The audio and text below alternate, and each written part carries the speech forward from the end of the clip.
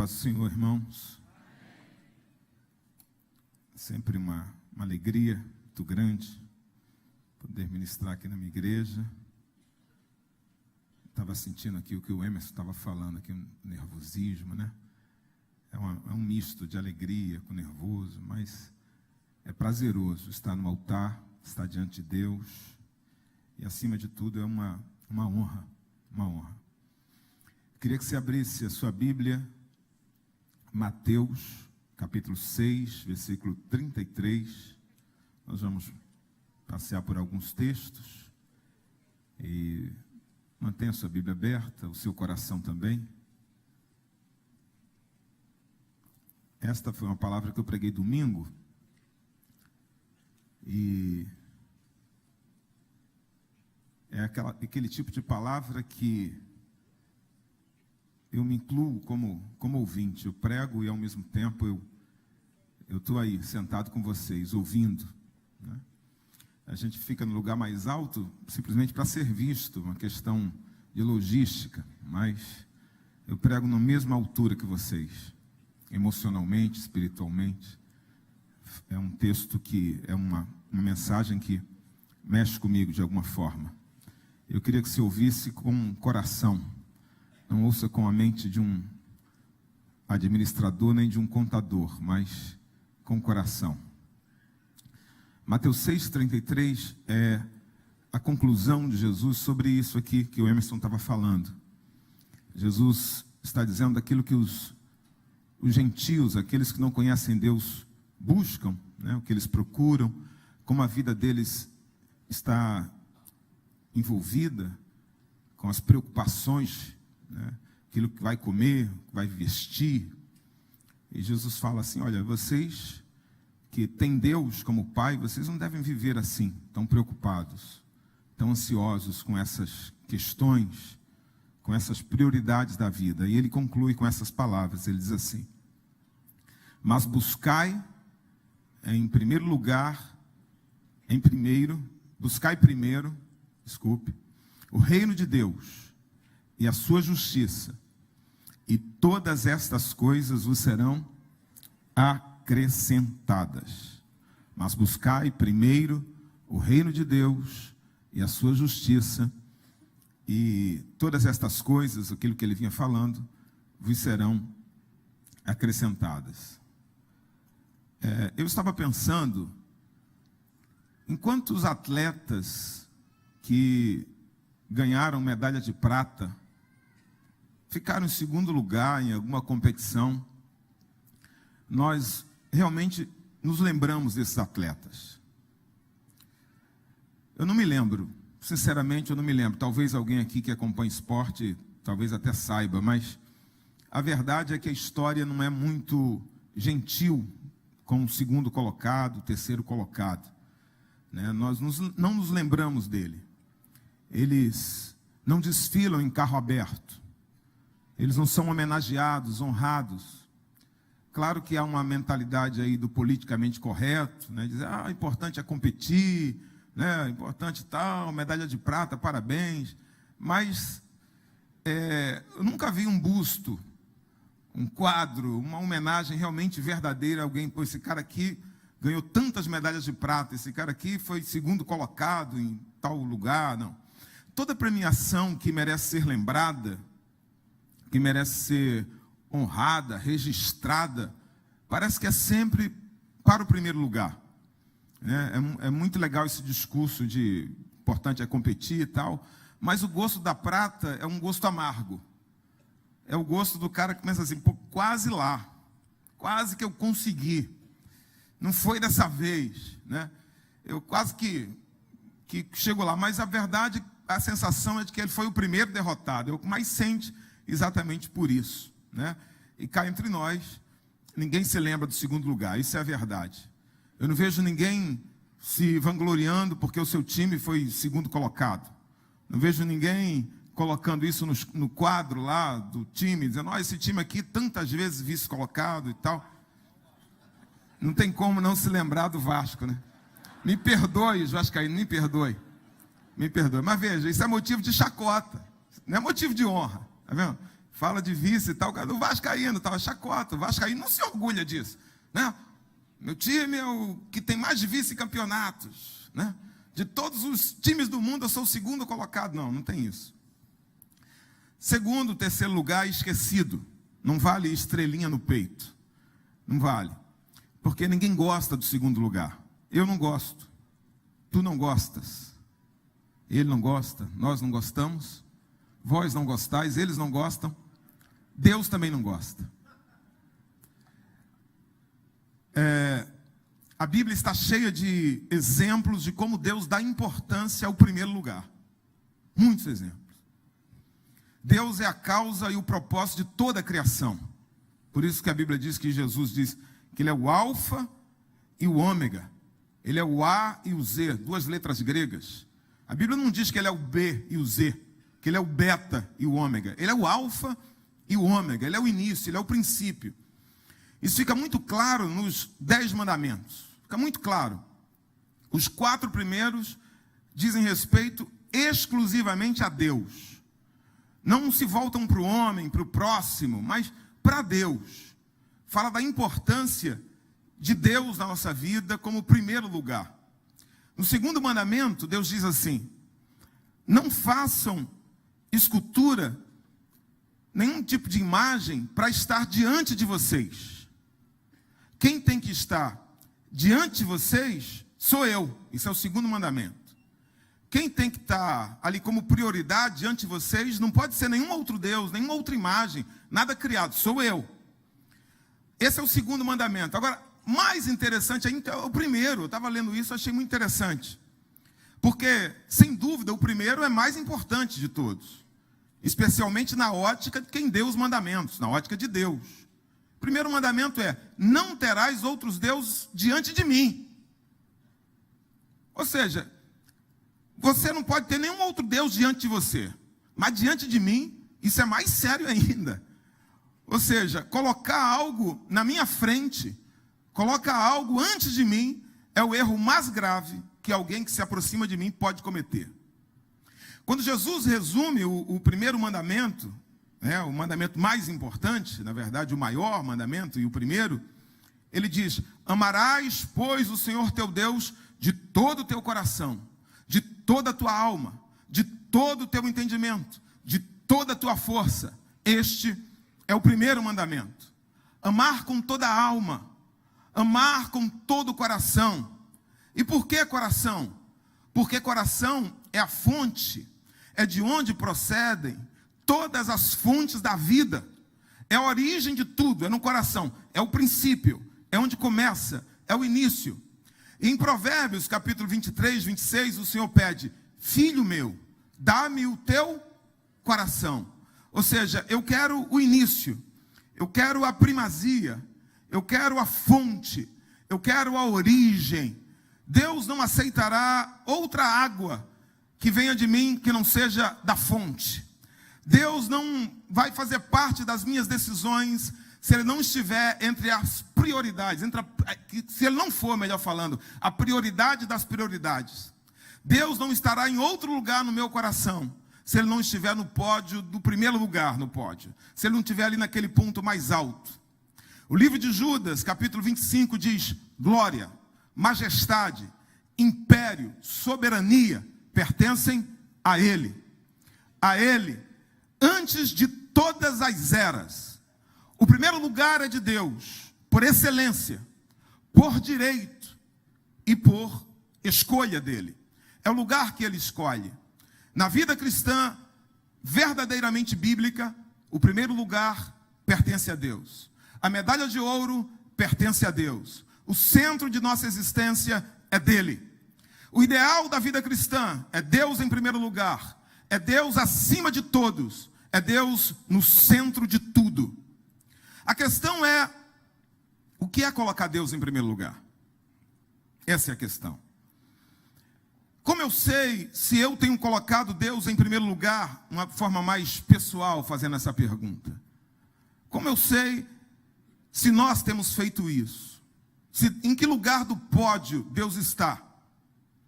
Se é que Ele está no pódio, em algum lugar. Eu sei, esse é um tipo de pergunta inquietante. Para mim também. Para mim também. E vale dizer que a gente não pode responder uma pergunta como essa dizendo: ah, pastor, claro que Deus está em primeiro lugar na minha vida, eu sou crente. Eu tenho carteirinha e tudo. Fui batizado. Ah, pastor, Deus está em primeiro lugar na minha vida porque eu venho 2 vezes por semana à igreja. Eu vou 2 vezes por semana no curso de inglês e o professor lá não é prioridade para mim. O cara que entrega água mineral na igreja, ele vai 2 vezes por semana à igreja e Deus também não é prioridade na vida dele. Como eu sei que Deus é prioridade da minha vida? A resposta para esta pergunta é muito simples. Tem a ver com o que Jesus falou. Amar a Deus de todo o coração. E não é difícil a gente saber aquilo que a gente realmente ama. Aquilo que a gente ama com toda a alma. Aquilo que a gente ama com força. Aquilo que a gente ama de verdade. Quando a gente ama algo, quando a gente ama alguém de verdade, nós vamos dedicar, com certeza, 2 coisas sempre: tempo e dinheiro. Aquilo que a gente dedica tempo e recurso é o que a gente ama com toda a força. É o que a gente ama de verdade. Nesse caso, vão existir 2 documentos que provam o lugar do pódio que Deus está na nossa vida. Vão existir 2 documentos que vão dizer se Deus está no centro ou na periferia. Se Deus está no pódio em primeiro lugar ou se Ele está fora do pódio. É a minha agenda semanal e o meu extrato bancário. Estas coisas vão dizer de forma clara em que lugar Deus está na minha vida. Se meu pastor estivesse pregando aqui, ele falaria assim: o resto é blá, blá, blá.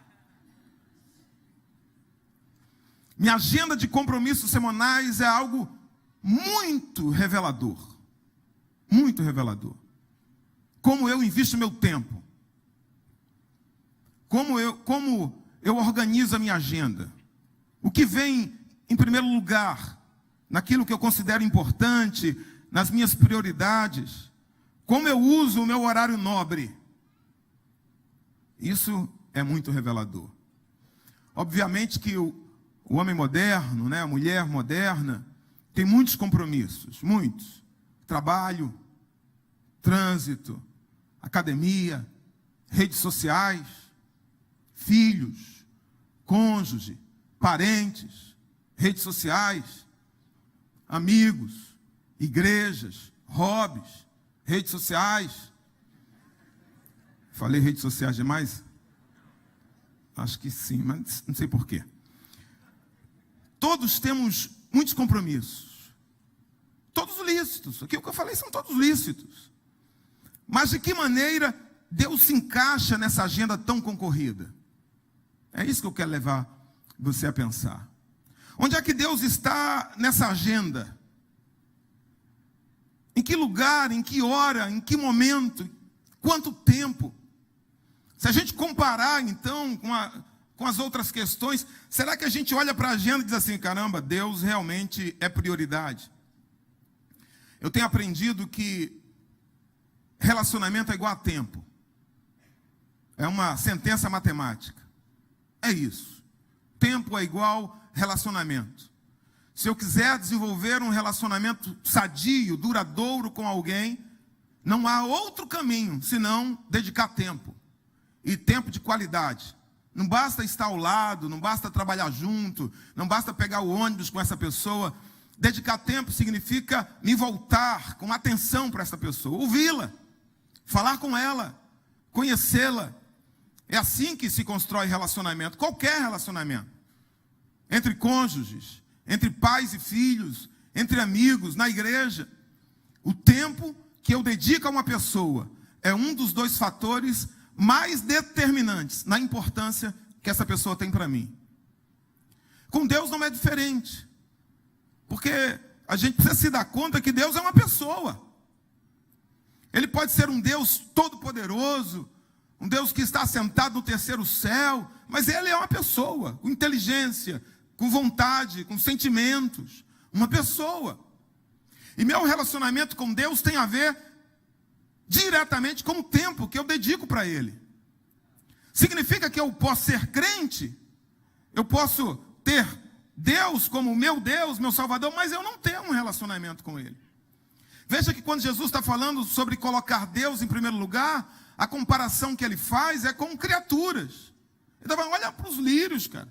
Olha para os pássaros, os gentios. Vocês são filhos, ou seja, não é uma questão só de receber algo, é uma questão de conhecer o cuidado, o amor, o coração desse Deus.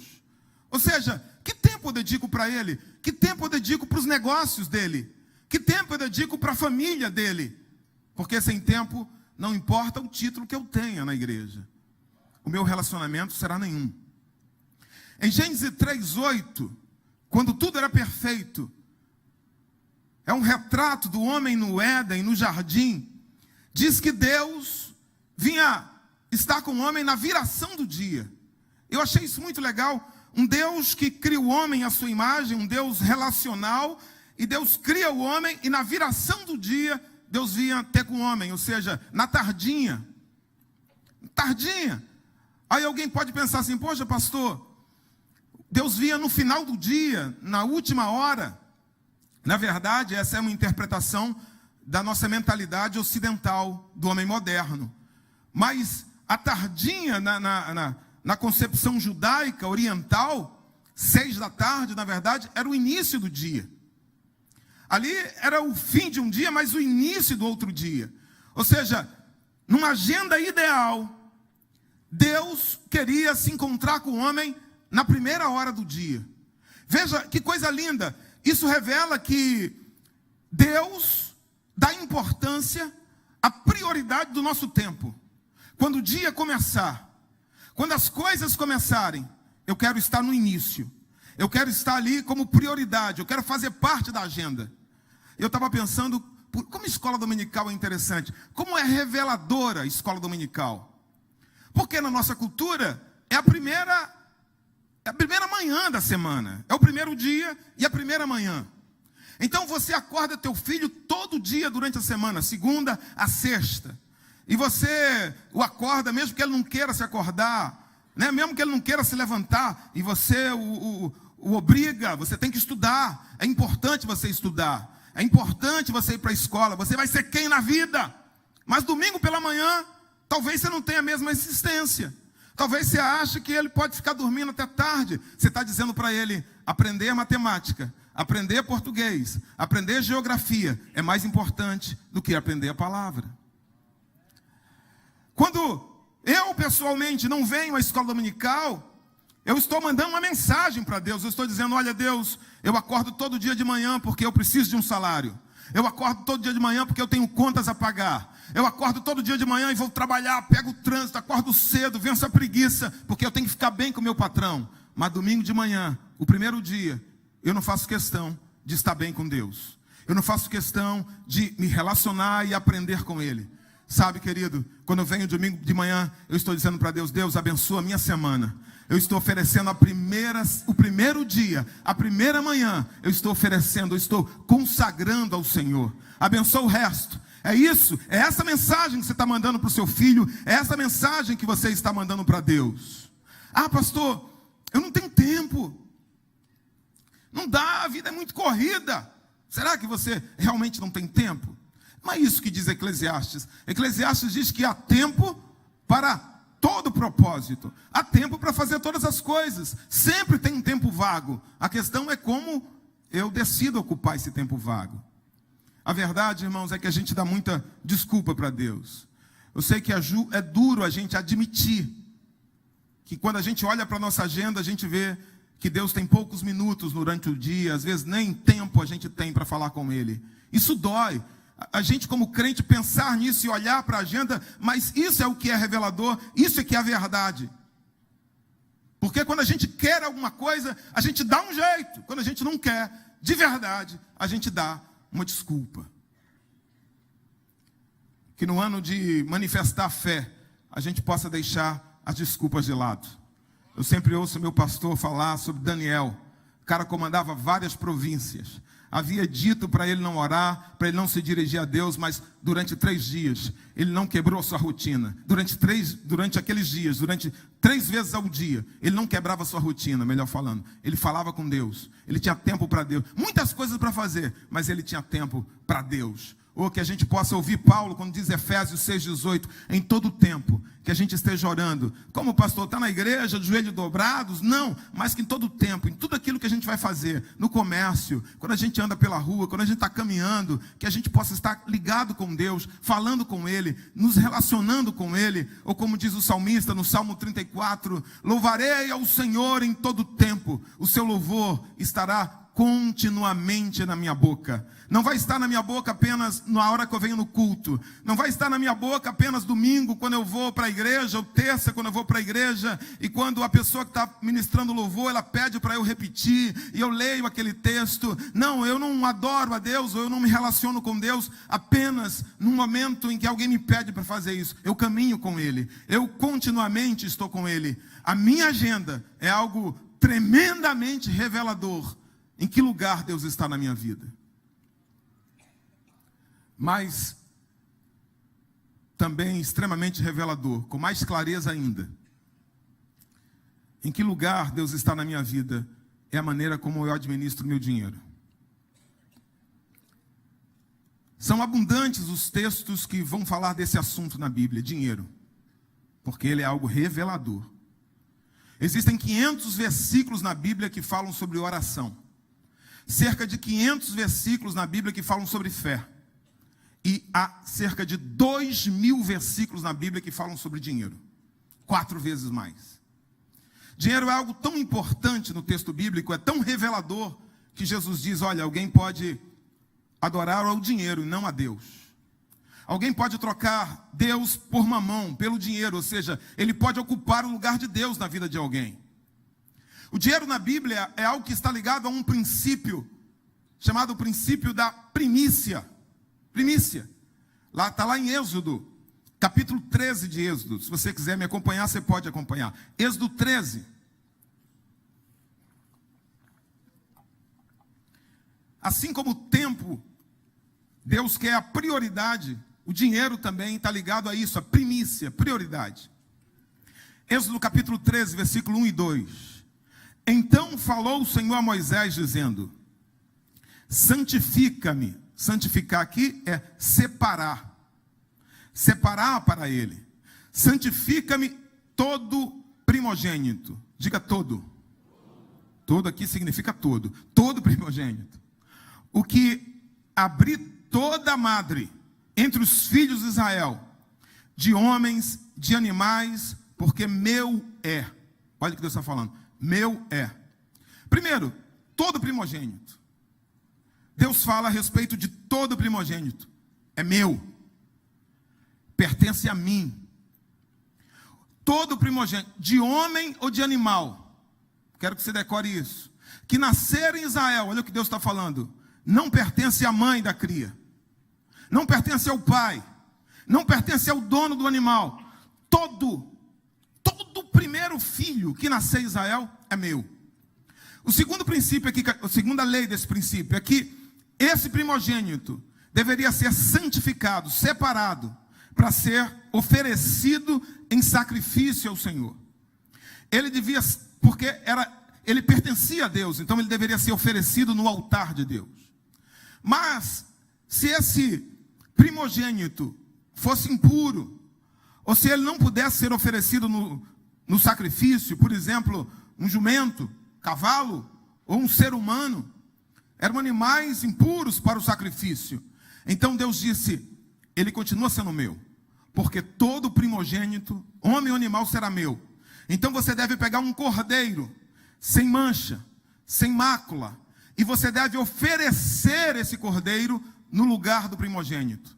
Quando você fizer isso, você vai estar redimindo, você vai estar resgatando aquele primogênito. Ou seja, ele pertencia ao Senhor, ele era do Senhor. Meu primeiro filho era do Senhor. Então eu pegava um sacrifício e oferecia esse sacrifício perante o altar, um cordeiro, sem mancha, sem mácula, puro.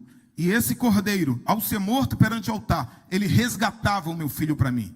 Ele redimia o meu filho, que agora passava a me pertencer. Nessa ocasião de Êxodo 13, se você ler esse contexto, você vai ver que esse é o contexto da Páscoa.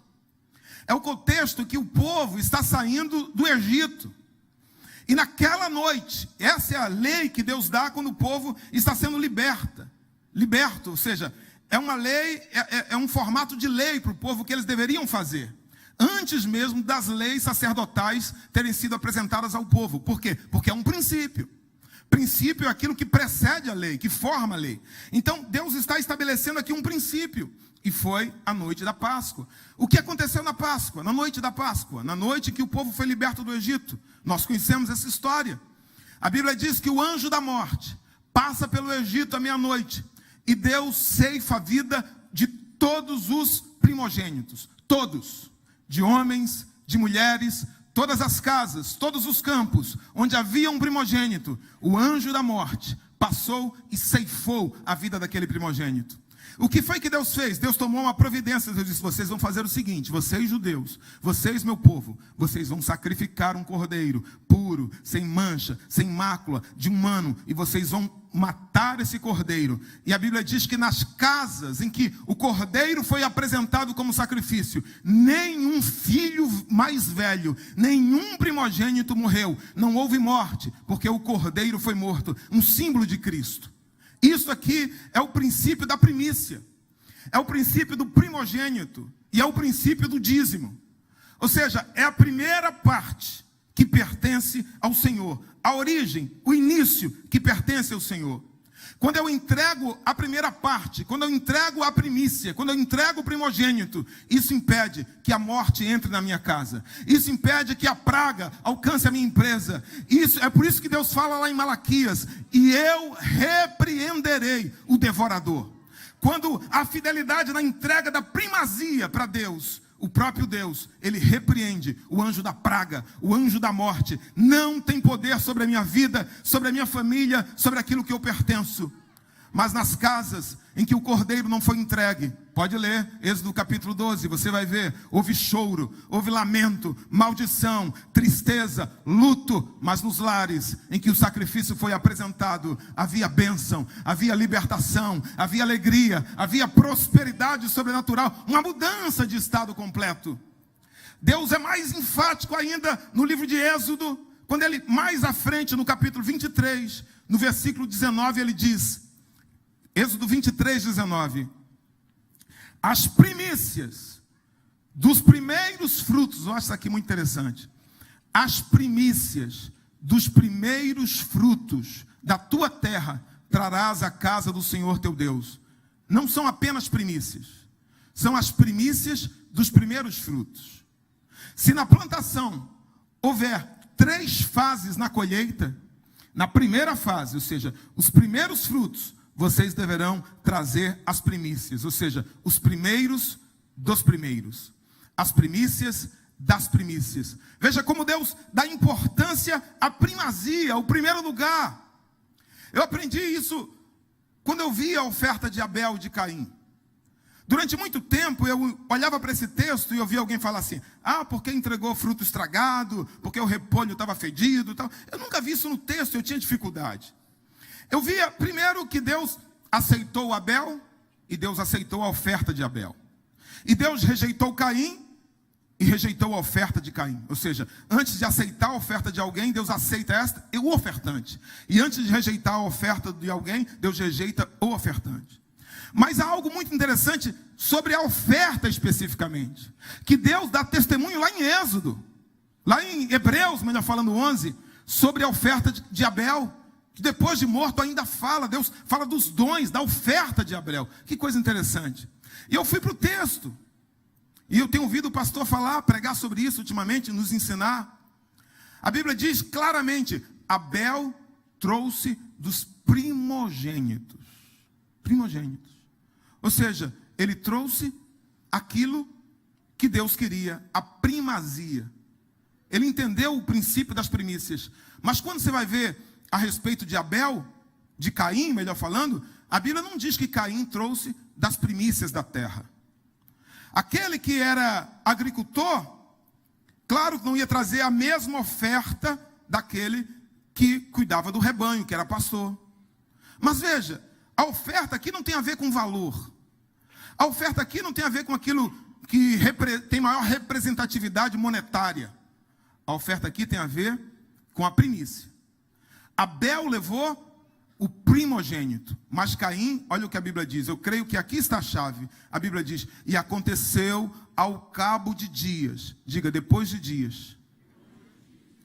Ao cabo de dias, Caim trouxe do fruto da terra, ou seja, Abel levou o primogênito, Caim não. Caim fez a colheita, Caim esperou o tempo, Caim não levou os primeiros frutos da primeira colheita. Ele trouxe parte da sua plantação. Talvez tenha trazido algo bom, talvez tenha trazido algo significativo, mas a oferta dele quebrava um princípio, o princípio de que Deus sempre tem que ter a primazia. Se ele não for o primeiro, ele não vai aceitar. Esse meu cuidado de priorizar Deus determina sobre a minha vida bênção ou maldição. Veja, quando Moisés morre, Josué assume o povo, se torna o líder nacional. Então Josué, ele tem a incumbência de atravessar o Jordão e começar um período chamado período da conquista. Período da conquista. Haviam muitas cidades em Canaã, muitas cidades. E a primeira cidade que estava diante deles era a cidade de Jericó. Primeira. Uma cidade grande, uma cidade poderosa, uma cidade fortificada. Os muros, segundo os historiadores, aí podia passar um carro por cima. Se Josué vencesse ali a cidade de Jericó, então ele iria ganhar uma fama, um respeito das outras cidades. Aquela conquista era mais difícil. Aí Deus disse o seguinte, olha só. Existem muitas cidades, faz assim, por favor, muitas cidades, muitas. Mas a primeira é Jericó, a primeira é Jericó. Então é o seguinte, quando vocês forem invadir Jericó, vocês vão marchar, eu vou te dar estratégia, é desse jeito, vocês vão gritar, vão partir para cima, aquilo vai cair, porque eu estou na frente, eu sou com vocês, eu vou dar a vitória, mas é o seguinte, todo o ouro e toda a prata é minha. Vocês não vão ficar com um garfo. Vocês não vão pegar um copo. Vocês não vão pegar uma agulha, entendeu? Todo ouro. Josué, capítulo 6, versículo 19. Todo ouro e toda prata serão consagradas a mim. Por quê? Porque é a primeira cidade. É a primeira cidade. As outras é de vocês. Todas as outras. Mas a primeira eu não divido. A primeira eu não dou para vocês. A primeira é minha. Sabe o que acontece? Vocês conhecem.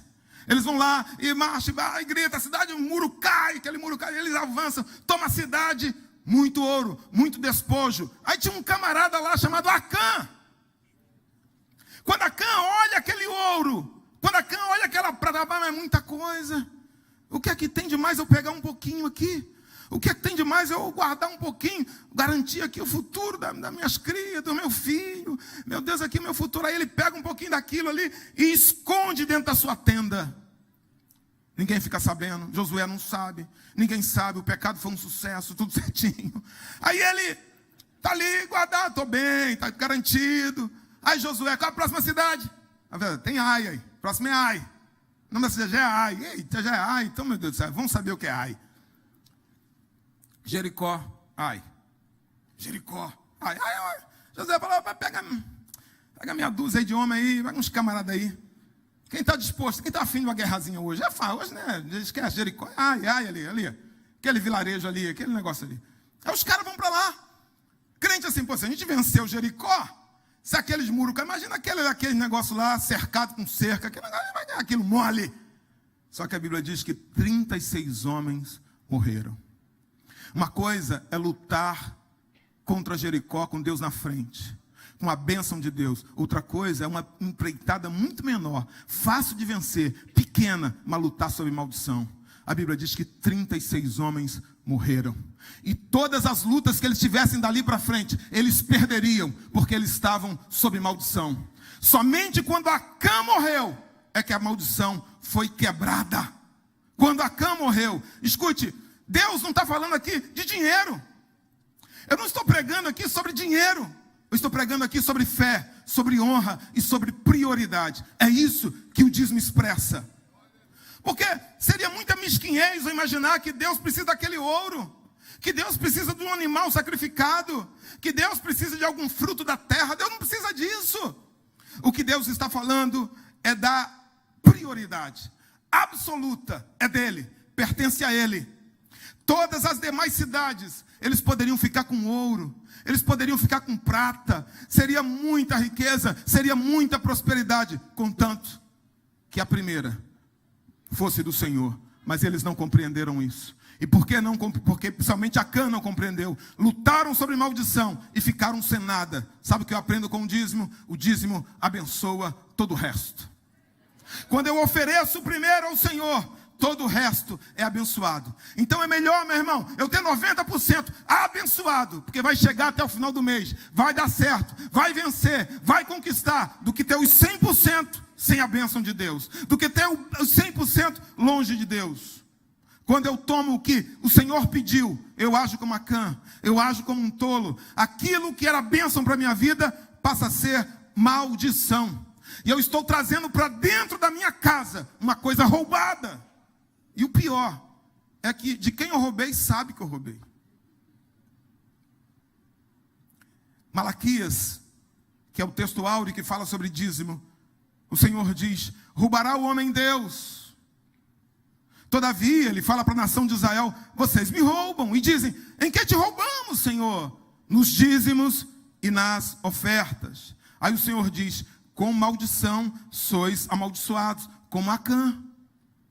Como o povo lá em Josué capítulo 6, 7, porque a mim roubais, toda a nação, Deus está falando. Tem crente que olha essa passagem e diz assim: pastor, mas isso aqui é Antigo Testamento. Isso é Antigo Testamento. É, mas bendito serás a cidade, bendito serás no campo, bendito serás ao entrares, bendito serás ao saíres. Isso também é Antigo Testamento, e nisso se acredita. O Senhor é meu pastor, nada me faltará. Isso é Antigo Testamento. Ah, Deus é nosso refúgio e fortaleza, socorro bem presente na hora da angústia. Disso eu acredito, pastor. Isso aí é verdade, é bênção. Mas Malaquias 3:10 eu não acredito. Por que será? Porque o texto fala de dízimo, estranho. Primeiro, dar o primeiro lugar a Deus é uma questão de princípio. Não tem a ver com lei. É um princípio. Princípio são as bases que formam a lei. É o início. Todas as leis obedecem a princípios. Princípios morais. Princípios legais. Por isso se chama princípio, que é o início. Veja. Abraão deu dízimo antes da lei.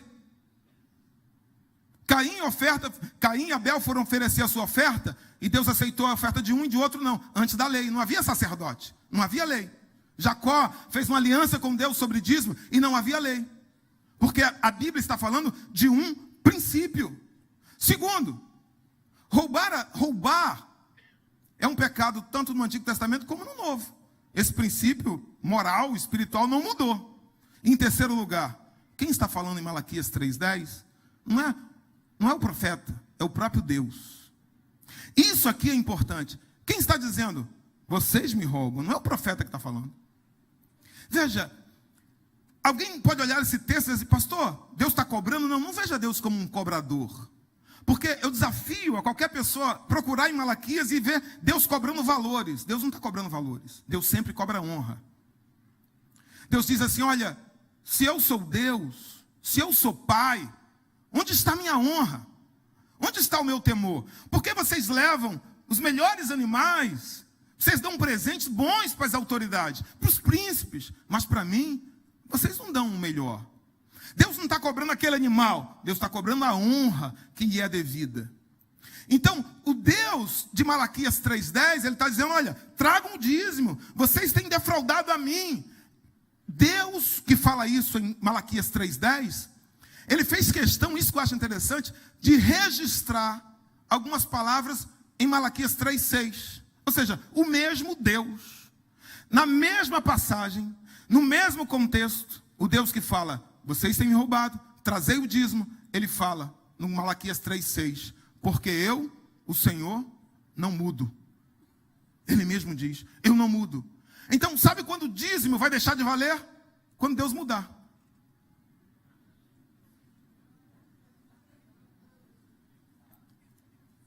Entregar a primeira parte ao Senhor. Primeiro, revela a minha fé. Como o pastor tem ensinado, Abel leva o primeiro filho. Ele não sabe se você teria outros. Ele não sabe se teria outras crias. Ele leva o primeiro. Quando eu dou o primeiro para Deus, eu revelo a minha fé. Eu estou dizendo, Deus, eu confio que o Senhor vai prover. Eu confio que o Senhor me dará o que eu preciso. Eu confio que tudo que eu tenho vem do Senhor. Então eu estou dando para o Senhor porque eu creio que o Senhor vai continuar abençoando. Segundo, quando eu dou primazia para Deus, eu revelo honra a Deus. Eu estou revelando honra. Isso é honra. A gente fez agora lá na igreja um sábado, um trabalho lá para limpar a igreja e tal, a gente chama Mãos no Arado. Aí eu falei, faz um almoço para os irmãos. Aí fizeram um almoço. Aí eu estou lá em cima, ajudando lá, enganando que estou pintando, fazendo alguma coisa. Aí alguém fala assim, pastor, está pronto o almoço está pronto. Aí eu falei, estou indo. Aí demorei uns 3 minutos, e depois eu Deus falando, eu não sou ninguém. Eu sou o quarto lá. Primeiro é Jesus, segundo o pastor Silas, terceiro o pastor Dito, eu sou o quarto. Então, aí, eu não sou ninguém. Quando eu desço para almoçar lá no subsolo, eu chego lá, tem obreiros que já estão almoçando. Eu falei, gente, não é que eu estava com mais fome que ninguém e tal. Aí eu sentei para comer, mas aquilo me doeu.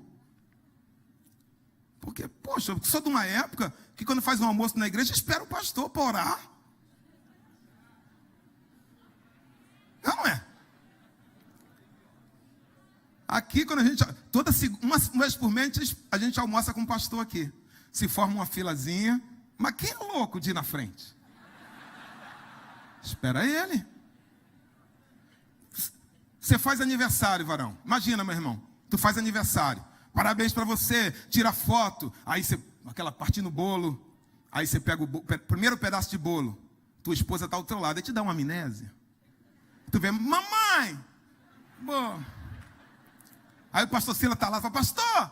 Tua esposa está te olhando. Para o senhor. Aí está o teu vizinho, tu está evangelizando. Meu vizinho querido, vem cá. Aí tu se toca que a tua esposa está ali. Aí você fala, corta um pedaço maior, bem grandão. Isso, aí quando... Meu amor, daqui é para você. O que é que tu vai ouvir?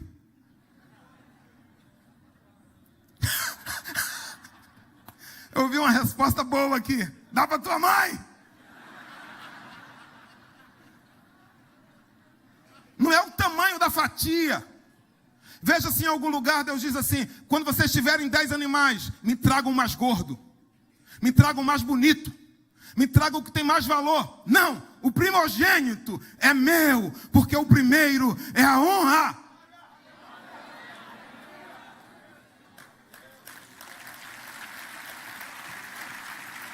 Salomão diz, honra o Senhor com os teus bens e com a primeira parte de todos os teus ganhos. A primeira parte de todos os teus ganhos. Então se encherão os teus celeiros e transbordarão de vinho os teus lagares. Durante muito tempo, eu não entendi isso. Minha esposa está aqui. Não houve um mês da minha vida que eu tenha deixado, depois de crente, ser dizimista. Não me lembro. Mas eu não compreendia isso. Meu dízimo era de Caim.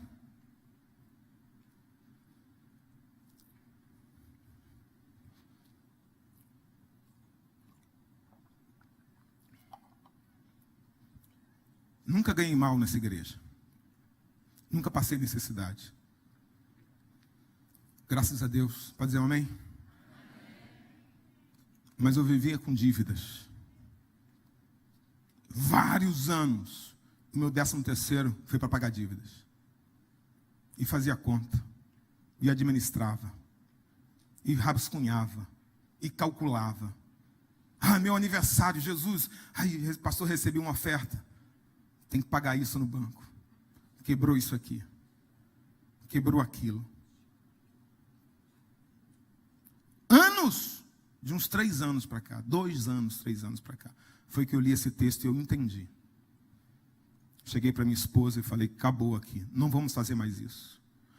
Eu entrava dia 5, entrava alguma coisa dia 10, ia pregar ali, alguém me dava uma oferta, eu juntava. Chegava no final do mês, eu dizia, qual foi a nossa renda esse mês? Ela dizia, tanto.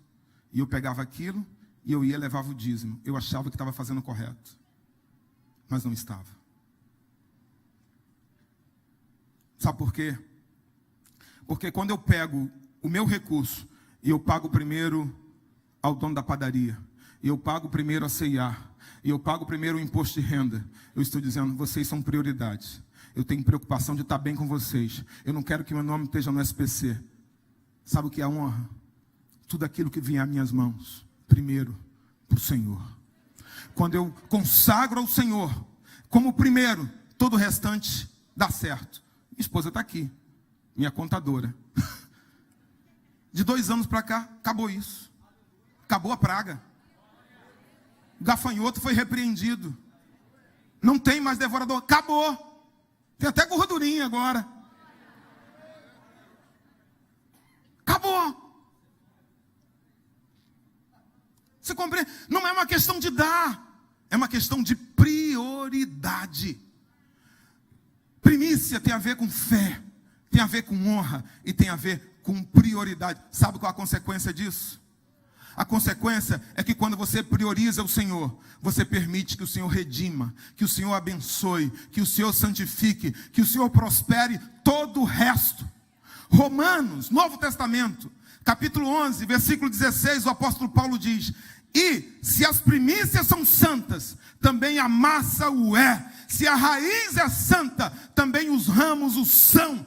Quando eu consagro a raiz, quando eu consagro a primícia, toda massa, toda árvore, todo fruto é santificado, é abençoado, é prosperado. Eu permito que o gatilho da bênção seja disparado. Que Deus abençoe tudo na minha vida. Que Deus fale melhor com você. Que esse conceito mude. Alguma maneira. Pastor, eu sou dizimista. Amém. Pastor, eu venho 2 vezes à igreja por semana. Mas que na sua agenda você se encontre com o Senhor como prioridade. Que no seu relacionamento com qualquer pessoa que seja lícito, que Deus esteja entre suas prioridades, ou seja, a prioridade das suas prioridades. E na administração de suas finanças, que Deus tenha o primeiro lugar. Que Deus tenha primazia. Deus te abençoe, meu irmão. Em nome de Jesus.